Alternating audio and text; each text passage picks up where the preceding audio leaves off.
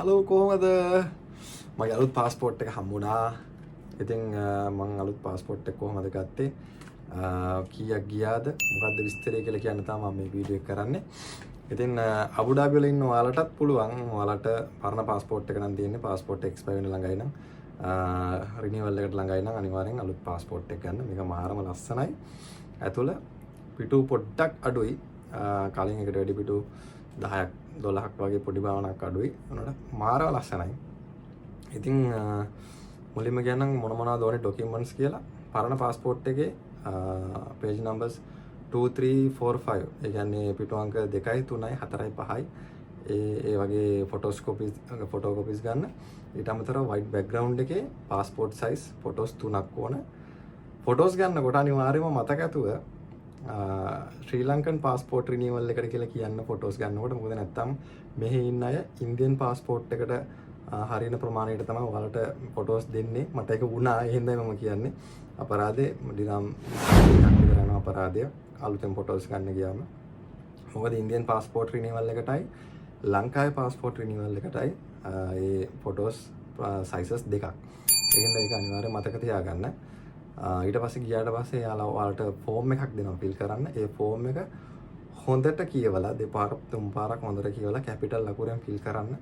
මොකද වැරදුනොත් එහෙම ආයෙත් ඔයාලට ෆෝම් එක ෆිල් කරන්න වෙයි. ඒ හින්දා හරියට ඒ ඩොකියුමන්ට්ස් ෆිල් කරගෙන එතෙන්ට බාර දෙන්න. ඩිරම් 580ක් ගත්තා මගෙන්. ඒ වෙලේ පේ කරන්න ඕනේ ඩිරම් 580ක්.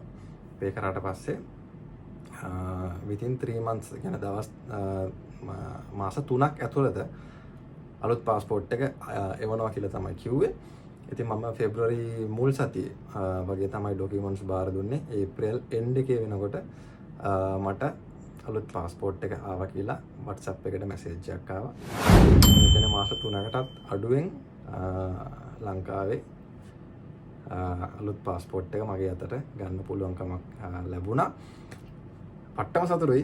අලුත් පාස්පෝර්ට් එකක් හම්බුණා කියන්නේ ඒක මාර ගැම්මක් තියෙන්නේ. මොකද අරකට වැඩිය මට පෞද්ගලිකව මාරම ලස්සනයි මේක. පොඩි ලල්ලක් තියෙනවා. ඉතින් ඒ වගේ තමයි බියුරෝ ගෙවන්න. ඒක ගැනත් මට පොඩ්ඩක් කියන්න ඕනේ. මොකද මගේ අවුරුදු 2 ඉවර වෙලා තිබ්බේ මෙහෙට ඇවිල්ලා. ඉතින් අපි ලංකාවෙන් එනකොට බියුරෝ ගෙවලා නම් ඉන්නේ. අපි මේ බියුරෝ ගෙවන්නේ අවුරුදු 2කටද. ඉතින් අවුරුදු 2කට 19000 ගණක් වගේ මගේ මතක හැටියට අපි ගියේ.